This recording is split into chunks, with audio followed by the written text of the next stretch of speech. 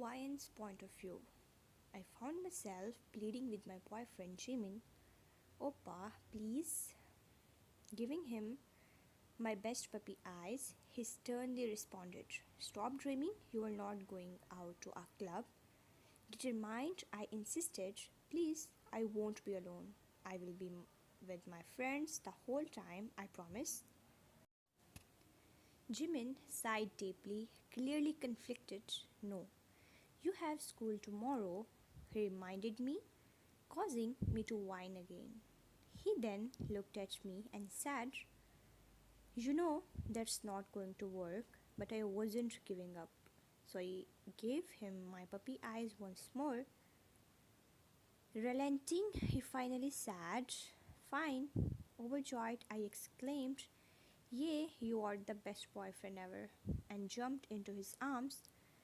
Jimin, with a playful smirk, responded, I know, to which I playfully hit him. An hour later, as I hurriedly zipped up my dress and straightened it, I realized, oh my god, I'm going to be late. I took my small purse, stuffing all my things inside it. Then, lastly, I put my heels on. I ran downstairs.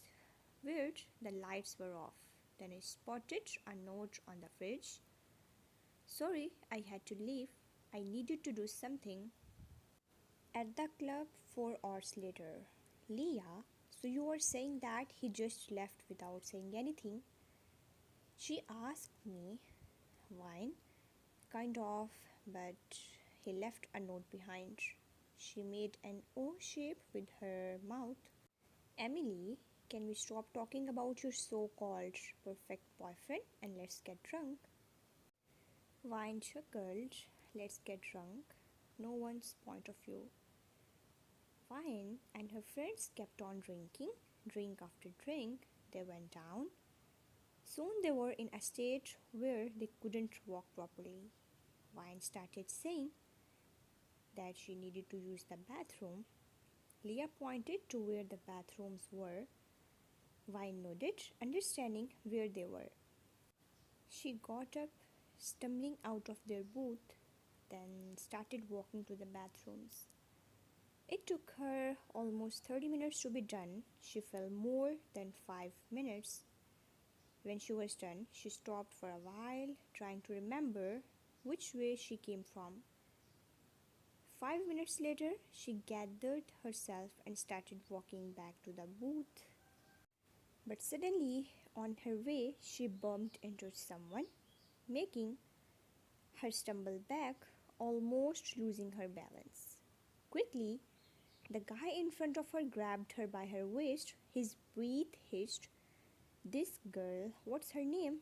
I want to know everything about her, he thought. The guy slightly pushed Wine away from him, getting a better view of her face. She is stunning, he thought. Wine came back to reality and took herself back from him. You came back to reality and took your hands away from him too, making him whine internally. I'm sorry, I wasn't looking. He chuckled softly at your drunk state. His gaze traveled over your whole body, making time freeze. He wanted to touch your honey-like skin everywhere. I mean everywhere. His gaze now got stuck on your slightly showing cleavage. Oh, I wish I could just touch those. They look so amazing. Wait. Stop acting, you idiot, he thought. I will go now. Bye. You went from under his arms, leaving a very frustrated guy behind you. What is wrong with me? I was just staring at her and wanting to touch her. What the heck? I think I need help. Boss, are you coming? I was brought back to reality as I heard one of my men speak. Yeah, I went to the bar sitting with my 6 men. What was that just now? What? You and that girl? I chuckled. Nothing. Absolutely nothing. Where was that a smile? I rolled my eyes. Find everything about that girl. I want to know her better. Vine's point of view. I have a horrible hangover. Why did I drink so much yesterday? I shouldn't have. I even have school today. I went into the bathroom after making my bed. I didn't shower last night, so I smell like alcohol and threw up. After my shower, I dried my whole body and hair. Then I walked downstairs, seeing my dad making something in the kitchen. Dad? He turned around. Morning, sweetie. I am making breakfast for you. I smiled. At school, Emily. Yeah, what took you? I sat next to her. Sorry, I woke up too late. Leah suddenly smirked. What? Did you have fun last night? Yeah, why are the both of you looking at me like that? Then they told me about my bathroom trip. What? I got a few glares from my class. We had a free period. Why don't I remember anything from that? Emily, you drank quite a lot. I can't tell Jimin about this. Tell me what? I jumped up from my seat. Nothing, it's nothing. Ryan, I gulp. Leah, that she drank so much that she passed out and can't remember anything. She didn't want you to worry about her. I was already worried that a guy was touching you. He sighed. Yeah, a guy didn't touch me. At lunch, I lay my head on the table, feeling like I would throw up at any second now. Feeling bad, I nod. Go to the bathroom. I don't want to be cleaning your throw up. I lift my head, sending her a glare, then a sudden wave of nausea hit me. I quickly got up and ran to the closest bathroom. I threw up twice. I sent a text to my friends saying that I was going home. Then I sent a text to my teacher explaining that I wasn't feeling well and was going home. After I was done, I walked out of the bathroom and went straight to my locker. I took my bag and a few books out. Then I went outside to my car, got in, started the engine and drove home. I was doing some paperwork in my office when I got a call from one of my men. I picked up my phone and answered him. Yes. The girl just left school. Why? I don't know. I will find out, boss. Good. Now just follow her home and make sure she's safe. Got it. I hung up on him, putting my phone down on the desk. I wish I could just be with you, Kim Wine. But sadly, you are dating. But we will see how long. I smirked proudly, then continued my paperwork. Vine's point of view. Oppa, where are you? I entered his house with the key he gave me. Wait there, I am coming. I took my shoes off, walking into the kitchen to get some water. Then I heard him run downstairs. Hi, wait, what were you doing? You were sweaty. I touched his forehead. Oh, I was cleaning my closet. Yeah, I was cleaning my closet from old clothes that I don't use anymore. Oh, can I have your old hoodies you don't use? Sure, we go sit in the living room. So, I wanted to talk about something. Okay, I am listening. Wine. Since we are engaged, shouldn't we start planning the actual wedding? Jimin. Yeah, you are right. Do you have anything in mind you want? I want to keep it a small wedding, only our family and friends. I like that idea, then decoration, odds later. We kept on talking about the wedding so much that I didn't notice the time pass. Oh, it's already dark. I think I will head home now. We got up from the couch. I put my shoes on. I will see you tomorrow then. Bye. I exit the house. No one's point of view. Boss, she just exited his house. Got it? Now follow her. He hung up, opening his car door. He knocked on the house door. Soon the door opened, revealing, "What are you doing here at this time?" Months later, Emily. I'm not so sure about that one. It's so Leah. I think it's ugly. Yeah, do you always have to be so straightforward?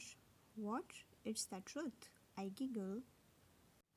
I went inside the fitting room, taking the dress off and putting another one on. I was in a bridal shop with Leah and Emily. We were looking for a wedding dress for me. About 30 minutes passed and I still don't have any dress. Why does dress shopping have to be this difficult? Right now, I am putting on the last dress I am going to be trying on. If I don't like this, then I don't know what to do. I slip into the dress. Turning to the mirror, I walk out of the fitting room with a wide smile across my face. Leah and Emily shed a few tears after seeing me. "Wow, you look so pretty." "Aw, stop crying or I will start ugly crying." We all laughed. 2 months later, Ryan's point of view. "Leah, come on, be faster. I need help with my makeup." The bedroom door opened, revealing Leah. "I'm here." She sat next to me. "So, how are you feeling?" she asked while starting to do my makeup. "Really nervous but still happy." An hour later, and done. She put the makeup brushes down. "You look so gorgeous." I smiled. Thank you for everything." I gave her a tight hug. Okay, there is still enough time. "Go put your dress on. Your man is waiting for you at the altar." I went into my bathroom and took the wedding dress from the hanger, slipping the dress on. Then I called for Leah to zip it up. A few minutes later, we were already downstairs. I saw my dad sitting on a chair. I cleared my throat, getting his attention. Wow, he wiped away his fake tears at the church. We were standing behind the doors. When they would open, I would see him. I would see Jimin, my husband. I looked at my right, at my dad. He looked like he had something on his mind. "Dad, what are you thinking about?" "You won't understand." "I'm sorry, princess." I furrowed my brows. Then I heard the music start playing. I turned to the doors. They slowly started to open, and as I tried to peek through them, wanting to see a total stranger standing at the altar, my dad started leading me up to the altar. I stopped walking completely, trying to run away. Tears started forming in my eyes. Wasn't I going to marry Jimin? My dad kept dragging me to the man. I wasn't strong enough to break free from his grip. I was sure that my makeup was messed up from crying. Then I glanced around the church. Where are the guests? There are just 6 guys sitting on the left side. My dad pushed me onto the altar. I tried to run away, but the guy next to me took hold of my wrist. "Let go. You don't want something to happen to your precious father, don't you?" I closed my eyes, more tears slipping down. "Priest, we are gathered here on this very special day to tie the knots of Kim Wyan and Jungkook." My eyes widened after hearing his name. My mom used to tell me stories about people like him, more especially about his family, so he is the new hire of his family. "Priest, let me ask you, Jungkook, will you love and cherish this woman until you lay dead on your bed?" "I will." "Kim Wyan, will you love and cherish this man until you lay dead on your bed?" "What will happen to Jimin if you say no?" I look at him in the corner of my eye. He was smirking. I will." Now, Jungkook, will you take Kim Wine as your fiance and love her unconditionally? Jungkook, I do. Priest, Kim Wine, will you take Jungkook as your husband and love him unconditionally? I do. A single tear fell down. Now you make it your bride. My eyes widened. No, please stop. I pushed him away, making him stumble back. He sent me a few death glares before taking my hand and dragging me away. Wine's point of view. He harshly pushed me inside his car, walked around, and opened the door. Getting inside the back seat with me, he signaled the driver to drive. I tried to open the door, but it was locked. Stop trying, you are not getting away anymore. He growled. Why me? Why? What did I do to get treated like this? He smiled. You don't remember me? Well, let me remind you. About 3 months ago, we met in a bar. You were so wasted. You bumped into me and I saved you from falling. You looked so gorgeous that night. So, you should just blame yourself. You got yourself here. No, no, stop playing. Now let me out. His face turned red from anger. Listen here. In one swift motion, he held my both hands. I tried to get away, but he was very stronger. You are here because of your ex. My ex? I don't have an ex. He chuckled, then put his hand on my throat. Jungkook, doesn't? Oh, Jimin sound familiar. My eyes widened. He isn't my ex. He isn't. Well, too bad he is now.